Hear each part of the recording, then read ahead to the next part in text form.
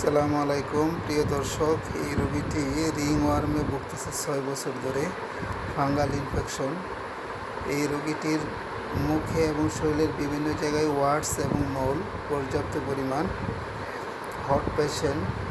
Past হিস্ট্রিতে দেখা যায় এই রোগীটির পলিপস হয়েছিল এবং ডিএনএস ছিল, যেটা অপারেশন করা হয়।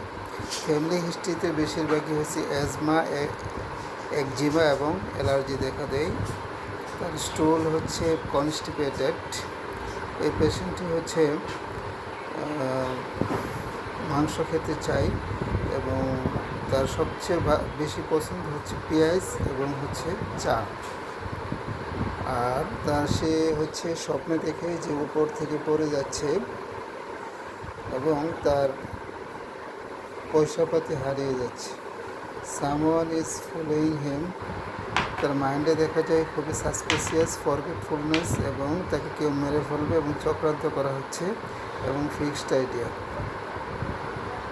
এবং তার ভয় তাকে কেউ মেরে ফেলবে এবং হিস্ট্রি অফ ভ্যাকসিনেশন। এগুলোর উপর ডিপেন্ড করে টিঅক্সিডেন্টালিস দেওয়া হয়।